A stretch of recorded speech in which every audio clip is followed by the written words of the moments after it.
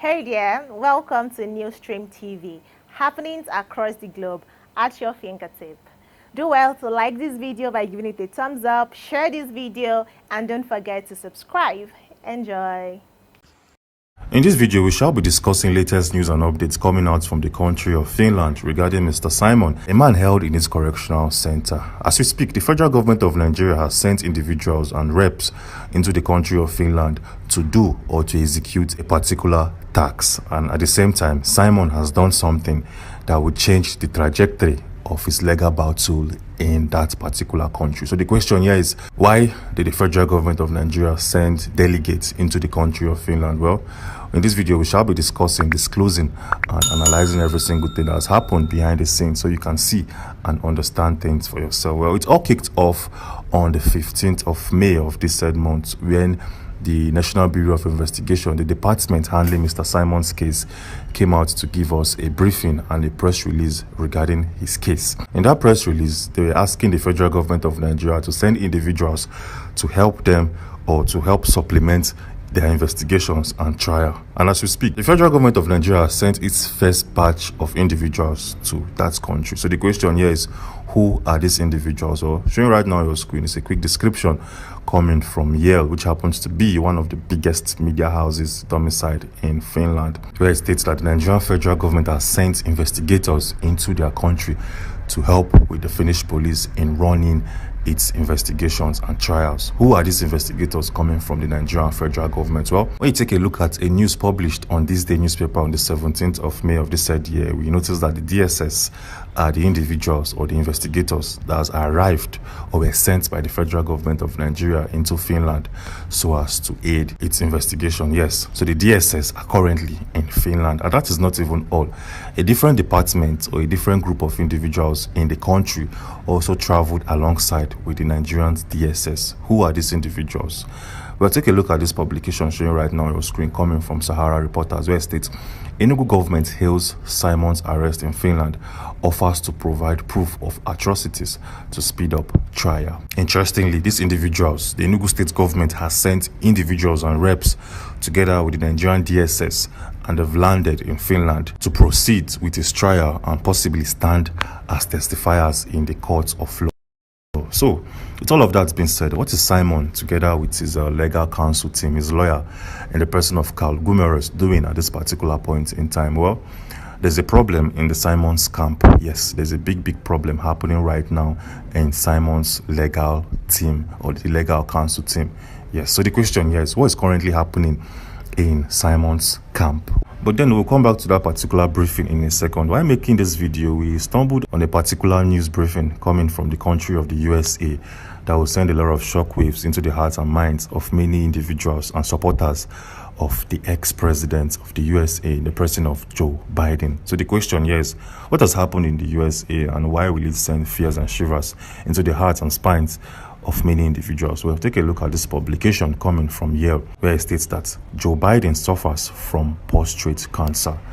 It also went a step further to claim that the former president of the USA has been diagnosed with an aggressive form of cancer. And according to the statement from the office, Biden has been diagnosed with an aggressive form of prostate cancer that has metastasized to his bones. Yes, so as you can see, the ex-president of the USA is currently ill and he has prostate cancer which has affected his bones. Showing right now on your screen gives us more clarity about the current situation of Joe Biden, which claims that his current illness has affected his bones, and as we speak, he's feeling severe pains in his bones and all over his body. Well, this is a very sad news coming from the USA. Yes, but then when we saw this particular news coming from the USA, things began to click in our heads, because around July 21st of July of last year, Joe Biden, when he was still the president of the USA, told the whole wide world that he has dropped out from the 2024 presidential race. Yes, he did not state why, he did not give reasons or try to give more clarity. He just said, I don't want to continue with the presidential race, I want to drop off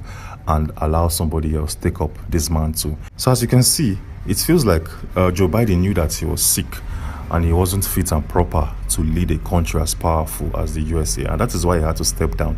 This is something a leader that has the interest of his citizens would definitely do. But in Nigeria, the reverse is the case. A president in Nigeria will prefer to use taxpayers' money to travel to foreign lands for medical treatment than stepping down. Take, for instance, the case of the former president of Nigeria, the president of Buhari. This guy spent a total of 225 days on medical trips alone. He spent an average of 1.1 billion naira to 5.4 billion naira for his medical cares and other expenses. Yes, so this man spent around 5.4 billion naira for his medical cares, and that 5.4 billion naira is enough to build a series of medical centers in Nigeria.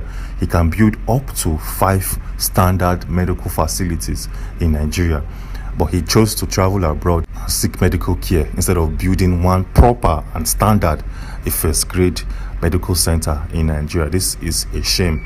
It's a shame to the whole country of Nigeria. It's a shame to our leaders, the president and other governors in the country. This is a big, big shame. It's so sad to see that other countries of the world are developing real quick, but Nigeria, we are retrogressing with the speed of light. Take, for instance, France. France came out to say that by 2040, the country will have robots in their army. Yes, as we speak, the country of France are currently building robots that by 2040 will be ready to join their army. This is a fantastic news and a very, very futuristic news. Yes, countries of the world are already planning for 2050, planning for 2040, as the case may be. But in Nigeria, our president is very, very concerned about the 2027 presidential elections. Whatever happens afterwards doesn't concern me. Nobody's planning for the future. But countries of the world, the Western world, are actually planning for a better country. Yes, these guys are very futuristic in nature. They're planning for 2050, 2040, 2070, as the case may be. But in Nigeria and Africa, we're only concerned about the next elections. Showing right now on your screen is how these robots in the French army would look like. These guys will be able to wield ammunition. They'll be programmed to be able to detect enemies and fire when needed. They'll be programmed to also know who are friendly or who are there to hurt them. This is a massive one, and kudos to the country of France. Interestingly, when the country of France are building robots to help with its security problems, a governor in Nigeria came up with something to help solve their insecurity. Take a look at this publication coming from the Daily Trust. It states, and I quote, "Insecurity, Zulum declares Monday fasting and a prayer day in state." Yes, just in case you don't understand. The governor of Borno State, instead of fighting insecurity head on, is also asking the people of that state to fast on Monday, to fast and pray every single Monday, so as to help fight insecurity in that country. This is a laughable one because Nigeria, we are too religious to see the fact. Many believe in praying than taking decisive actions. Yes, and that is why just yesterday, the DSS apprehended an individual, a wanted man, a terrorist in Abuja International Airport. This man wanted to travel to Saudi Arabia for Hajj, but he was arrested by the DSS. Imagine a terrorist wanting to travel to Saudi Arabia to go and pray and come back in Nigeria and still perpetuate evil every single day in that said country. This doesn't make sense in any way, shape or form. Well, moving back to the case of Mr. Simon. Like we said previously, something is currently happening in the camp of Simon that needs urgent attention. Yes. As we speak, yesterday, a very prominent activist told the USB government that he wanted to meet with Simon to discuss issues concerning or regarding his legal battles with the Finnish government and the Nigerian federal government. He was asking the USB government to link him up with Simon so as to advise him on the individuals that should represent him in the court of law, stating categorically that Carl Gumerus, who happens to be the current lawyer of Simon, isn't fit and proper to help him in the court of law. Yes, he wanted Simon to appoint an African as probably his assistant lawyer or his first lawyer. But then as we speak, this whole thing did not sit well with Carl Gumerus. He was like, why will you guys don't trust me? I'm one of the most experienced lawyers in Finland. Yes, he was like, I've handled thousands of cases. I've handled thousands of high-profile cases. I have all the experiences in the world. Why will you tell Simon not to trust my rulings and not to trust my guidance leading to the Paijehami District Court? This whole thing did not sit well with Carl Gumerus. And as we speak, Carl told some interviewers that he's going to commit that currently is trying to understand Simon's case, and he has committed every single thing he has into this case, and is promising the USB government that he will bring him out of detention when trial kicks off, in essence. And that is not even all. Carl Gumerus told the whole wide world the strategy or the formation he wants to use in defending Simon's case. Carl Gumerus claims that he wants to use a strategy known as comprehensive defense strategy to defend Simon. Well, what does this even mean? This is a very smart move actually by Carl Gumerus, because the Finnish authorities are calling on individuals and the whole society to come in and testify against Simon. So the only way to match that particular style of the Finnish government, you have to still switch over to the comprehensive defense strategy, which is simple. Showing right now on your screen is a quick description of this particular strategy, which is a comprehensive defense. Is an official government strategy which encompasses a whole lot of society approach to protecting the nation against potential threats. So this is simple. Carl Gumerus also wants to bring in testifiers from the society. He wants to bring in testifiers from Nigeria, from Finland, that will testify in favor of Simon.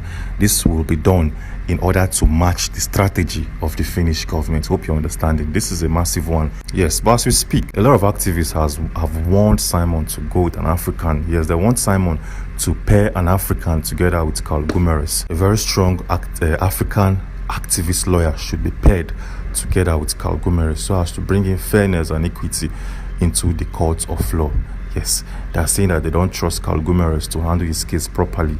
They don't trust him to be able to fully understand and grasp the nature of the USB movement. They want an African to join him. Yes, and as we speak, Simon is currently trying to consider that particular assertion or that particular advice coming from a top activist domiciled on the African continent. Well, in our previous video, we showcased the fact that the current president of Finland, in the person of Alexander Stubb, is currently on the run. Yes, a lot of things has happened in Finland that we all need to see at this particular point in time. A lot of countries surrounding Finland has joined forces with the USB movement to place restrictions on Finland. So the question here is, who are these countries and who are these leaders? Well, in our previous video, we extensively explained every single thing that you need to know and understand. And if you want to watch the video and get full... Alright guys, there is this saying, that the Biafrans always used to, say, Biafra is a spirit, you cannot fight them. So even when you fight those who are agitating for Biafra, you will find yourself in a big trouble. You understand? So now here I go drop this one for now. Please kindly drop your comments below the comment section. Share this video, make it go viral so that Biafrans, the world will understand what is happening concerning this Simon Epka versus Finland government and Nigeria. Thank you. Bye for now.